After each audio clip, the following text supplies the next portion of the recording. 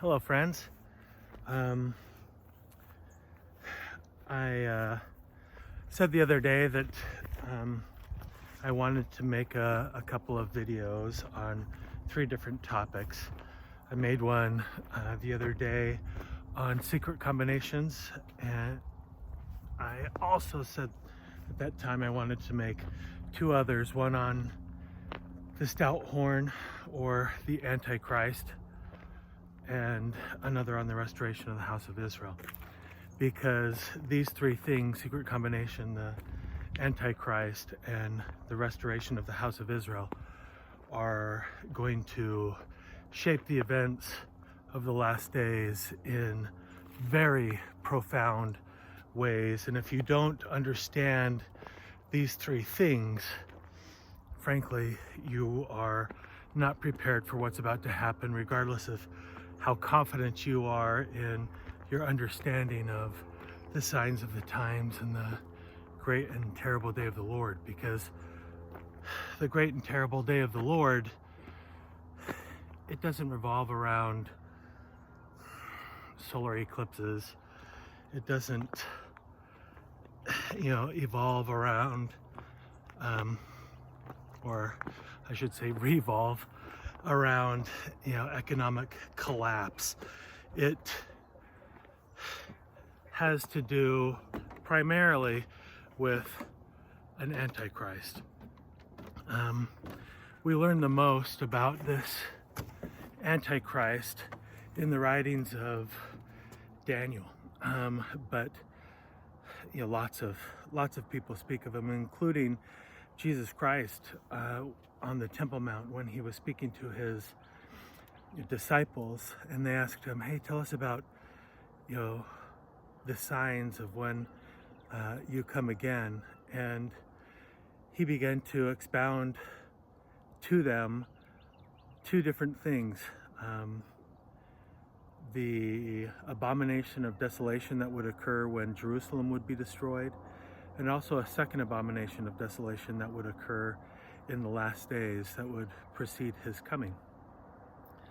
And with regards to the second abomination of desolation, he warned the apostles of an antichrist that was coming, and that he would be so powerful that even the very elect according to the covenant would be deceived by him, and that if the days of this antichrist's reign were not shortened, that no flesh would survive upon the earth.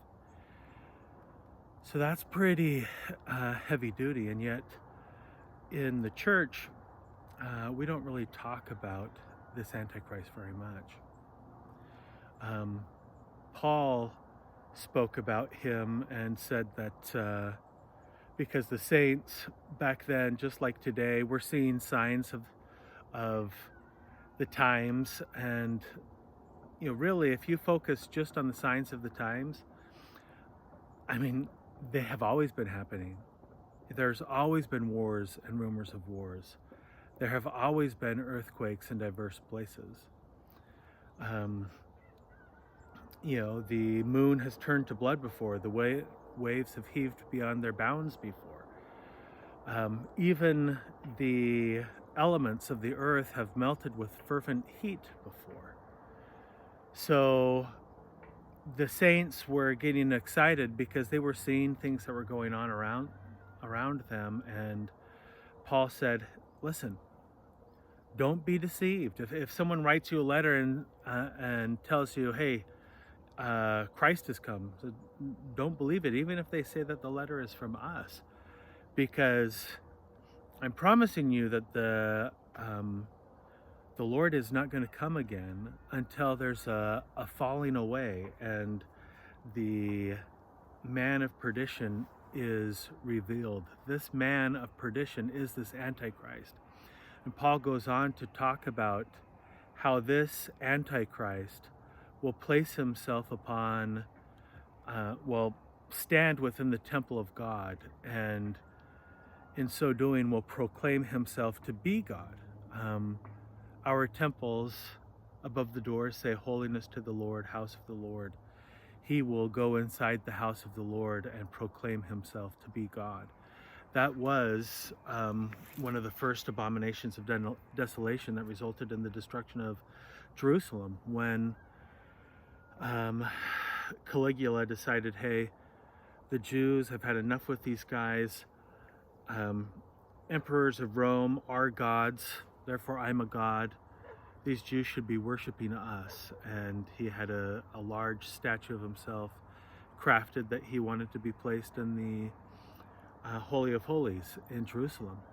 And you can imagine how that went over with the Jews. And when the statue arrived, the Jews went into rebellion and destroyed the statue.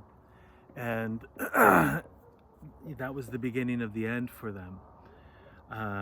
It culminated in, the Roman armies encompassing Jerusalem, and about 90% of the inhabitants were killed, and the remnant, the 10%, were carried off into Rome, into slavery, and from there scattered to the four winds. So Christ was saying, well, the second abomination of desolation is going to be similar, but this guy is going to accomplish that which his fathers did not. He's actually going to stand within the temples of God, and he's going to proclaim himself to be God, and he's going to seek to change time and laws. Now, what does that mean? How can somebody change time? And we have seen how laws can be changed, but this is one man doing this. Well, what does it mean to change time? Well, it means that this man is going to bring information and evidence that is going to turn our world upside down. The paradigm of normalcy under which we operate, under which we have viewed the world for thousands of years, is going to be turned upon its head. And it's going to be this man that does it. And everything that we thought that we knew is going to be turned upside down. And as a result, there is going to be a general collapse in faith globally. Not just, amongst the Christian community, but amongst the very elect according to the covenant, as Christ said. Now, Daniel spoke a lot about this antichrist. If you recall, he saw this, Daniel was the one that interpreted King Nebuchadnezzar's dream. And King Nebuchadnezzar, he couldn't remember the dream that he had. He only remembered that it was terrible and that it was profound. And so he threatened he was going to kill all of the astrologers in Babylon if they could not interpret his dream. Not only interpret it, but they had to tell him what it was that he saw in the first place. And, as you can imagine, that didn't go over very well with the astrologers and wise men of the day, because it's easy to provide an interpretation of a dream, because all you have to do is say something.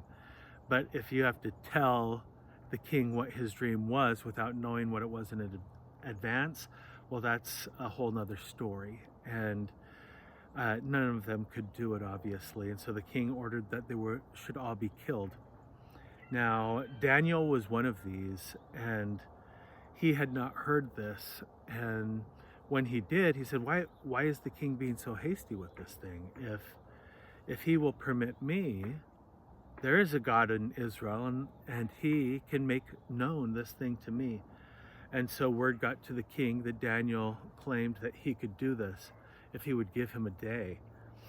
And so Daniel went to the Lord, and the Lord opened the eyes of Daniel's understanding, and he saw this dream.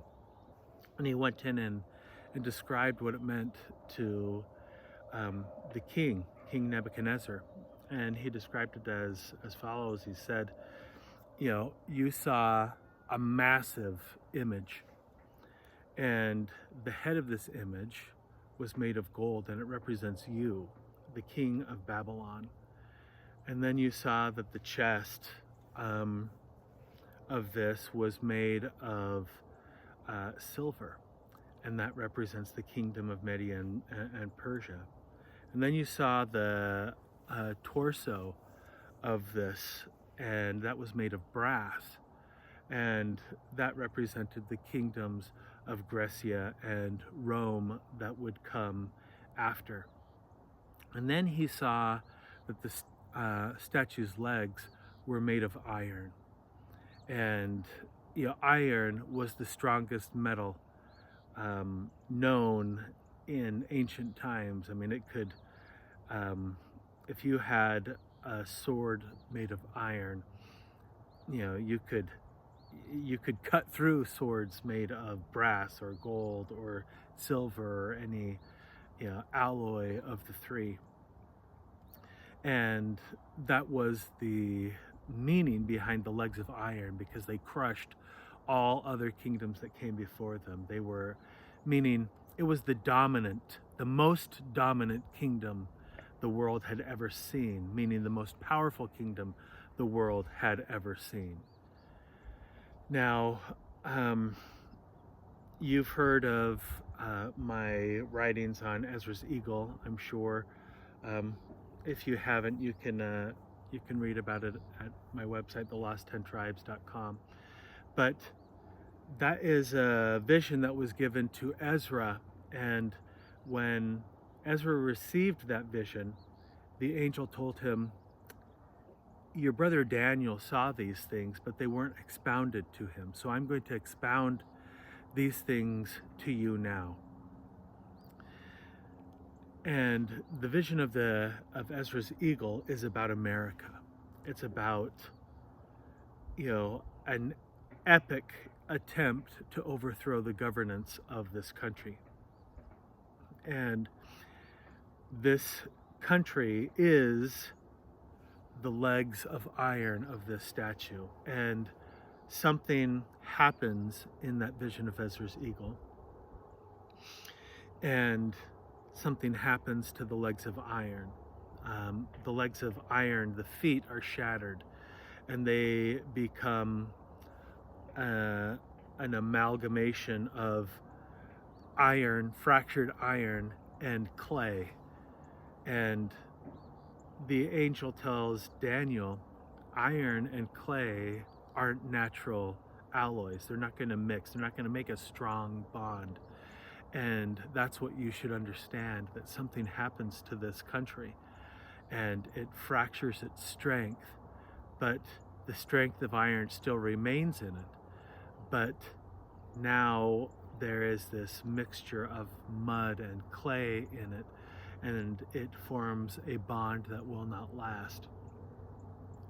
And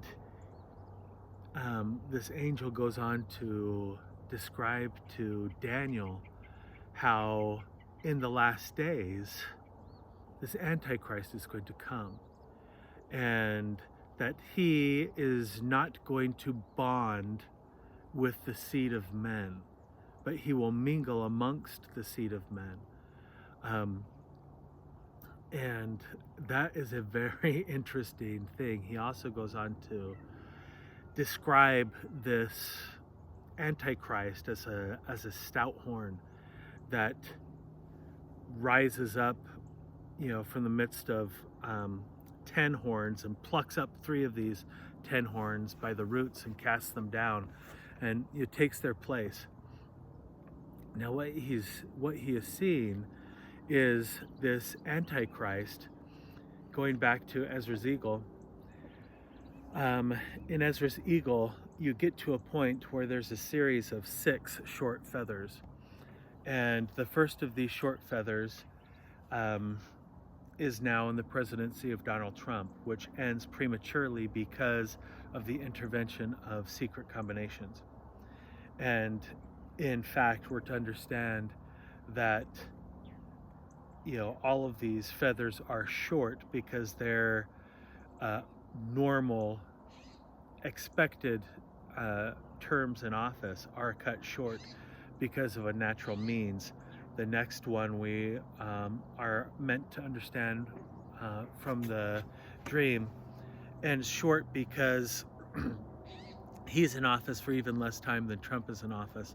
And then there's two others that would take office. They think in their hearts to take office, but are removed before they get the chance. And then you have the rise of these three eagle heads, which represent the usurpation of the governance of America.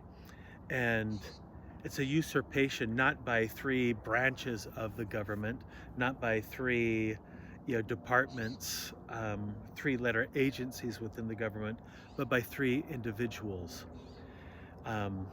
And I don't want to go into too much detail. I talk a lot about this in my book Daniel 11, which is an excellent overview of these things. But the purpose of what I want to talk about is the Antichrist today. And the Antichrist, he is known by these three heads of Ezra's eagle, and he is represented by, there were two feathers that were taken away from all others and went and rested right underneath these three eagle heads, and they rise to power after these three eagle heads are cast down. And those two feathers represent the Antichrist and a companion of the Antichrist who serve simultaneously and rise to world power. And when they rise to world power, that is when the days of tribulation began. And this again is spoken of at length in the writings of Daniel. In fact, that's where we get the timing for these 7 years of tribulation. Daniel sees that this Antichrist will be able to absolutely overcome the saints. And it is because of the saints' subjection to this Antichrist that the tribulations begin. And the saints are in dire straits. And not only the saints, but Daniel tells us that this Antichrist overflows the Prince of the Covenant, meaning, those that have the authority to be able to administer the covenants to the saints are overflown by the Antichrist. It certainly does not mean that Jesus Christ, who also might be described as a Prince of the Covenant or the Prince of the Covenant, the author of the New Testament, meaning the New Covenant, his blood, his atoning sacrifice. The stout horn or Antichrist, we're told by Daniel that he's broken without hand when he confronts Jesus Christ. So the Prince of the Covenant that is overthrown, that is talking about those that have the authority to administer the covenants to the saints. They are overthrown. And think about this. There's a scriptural precedence for this.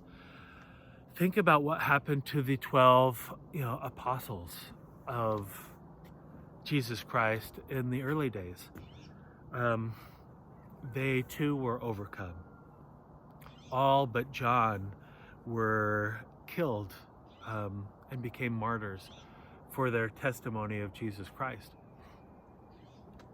So John does not define what it means to be overflown, but if I said John, I meant Daniel.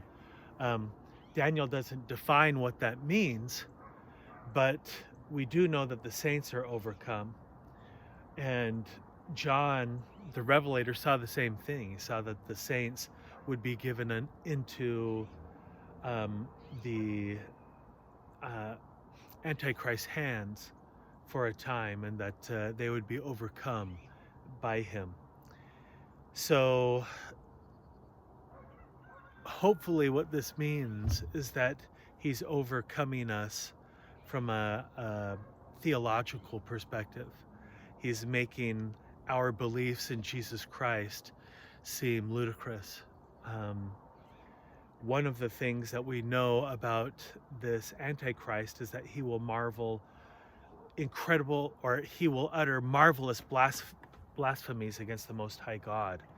And because of his blasphemies, people will forsake the truth. And also, I spoke earlier about how he, redefines time and laws. He changes everything.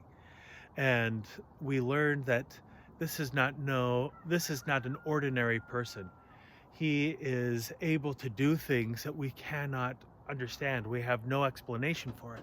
This is one of the reasons that he is able to overcome the princes of the covenant as well as the saints, because he has incredible power.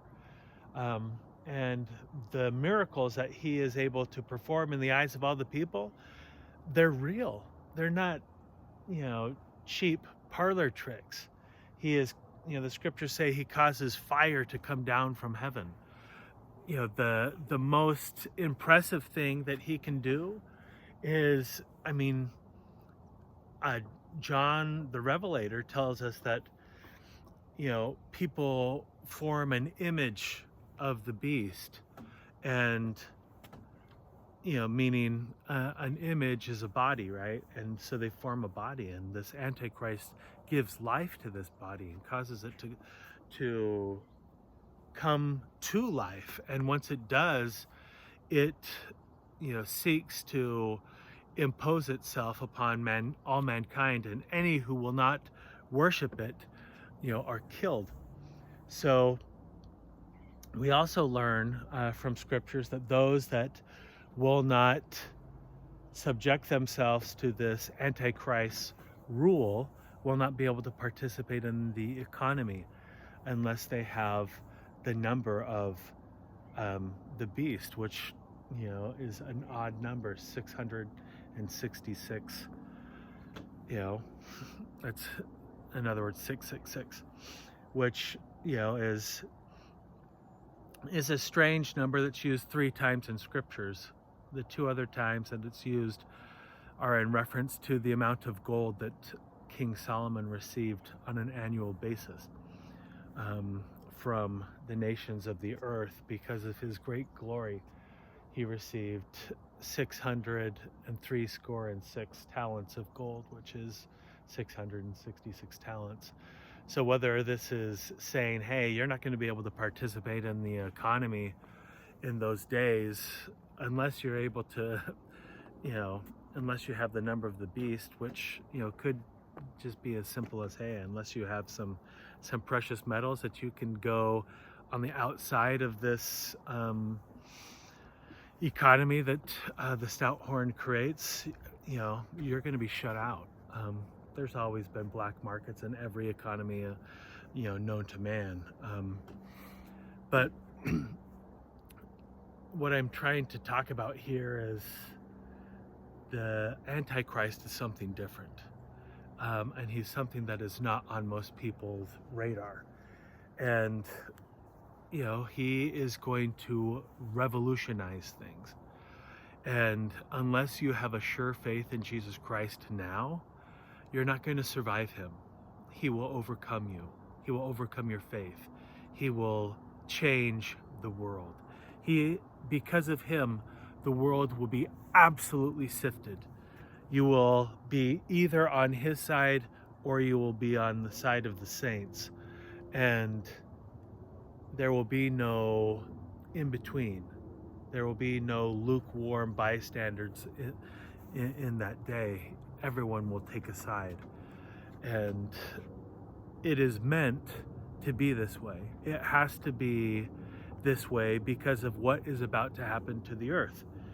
The Antichrist is coming as a forerunner to Jesus Christ, to separate the sheep from the goats, to separate cattle from cattle, as Isaiah says. And we will be sifted.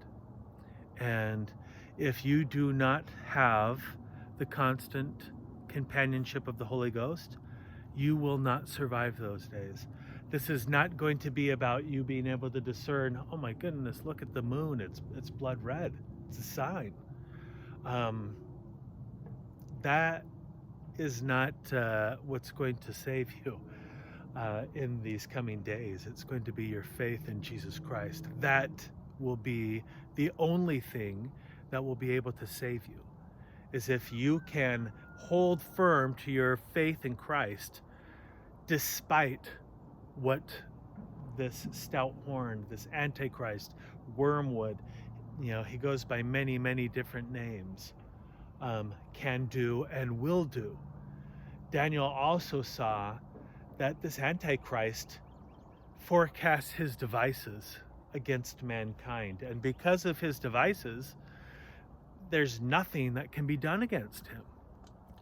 That is until a remnant of the house of Israel returns. And this remnant of the house of Israel is able to overcome the Antichrist. And they liberate the Americas from this Antichrist reign. And ultimately, this Antichrist, once he's kicked out of America, he's furious, and he didn't see this coming. And as a result, one of the first things that he wants to do is seek intelligence from those that forsake the covenant, and that's what he does. And those that have forsaken the covenant have intelligence with regards to the covenants that the Lord has made with the house of Israel. They understand who these people are that returned and rendered the cities of the Gentiles desolate and removed this man far from them, and made the America Zion, and a place that is now the only place in the entire world that is not at war. And if you don't want to take up your sword against your neighbor, you have to flee to Zion. But not everybody can do it, because now only those that are upright in heart can even cross the waters, because the destroyer rides upon the waters. Now, this destroyer is very similar to the destroyer in the Passover story that protected and delivered the Lord's people, even if it had to happen by the death of their captors. So this has been a high-level overview. There are so many scriptures that talk about this Antichrist and who he is and what he does, and it's important to understand that he's coming and that he is so different from anything that we have seen before. The world has seen Antichrist before, but they have not seen anything like this guy. He is an absolute game changer, and people not only abandon their faith, but they believe that this guy is God. And there have not been many people that have been able to do that, and certainly not on the scale and scope that the stout horn does. So this is one of the reasons that I say, hey, if you don't understand the role that secret combinations will play in the last days and the Antichrist, and another interesting thing with regards to the Antichrist is one of the first things that he does after he arrives on the public stage is he utterly destroys the secret combinations. He destroys the Whore of Babylon, and he does so very quickly. In a day is what John says in his writings. In a single day, the Whore of Babylon is destroyed, and it happens because of this Antichrist. The Antichrist doesn't need the apparatus of this global conspiracy to retain power, because he is powerful in and of himself. So you need to understand secret combinations. You need to understand the role that the antichrist will play, and you also need to understand the role of the complete restoration of the house of Israel, and what that will mean for us in the latter days, and why the restoration of the house of Israel will rival the exodus of Egypt in wonder and might. And I'll talk a little bit more about that another time. I've already spoken about it on numerous other occasions. So if you've watched my other videos, particularly my video that's on the message, the Father's message to the Gentiles, you understand who that group is, because Christ gave the greatest sermon on who this remnant of Jacob is, and what their role will be in the last days. Well, friends, I hope that you have a marvelous day. Today is Thanksgiving. I am grateful for the knowledge that I have of Jesus Christ. I know that he is the Son of God. I know that, things are going to get hairy, but I know that they're also going to turn out well, and that if we will hold firm to our faith in him, that even if we can't see it happening, he will transform us into something beyond our ability to comprehend. And when we make it through these days of trial, it will be because of our faith in him and his transformative power. And he will arm us, just like Nephi saw. He will arm us with power and with great glory as we are being confronted in incredible opposition by this antichrist. So will those that have eyes to see be endowed with power, that through their faith they may preserve many. And until next time, God bless you and yours. Bye.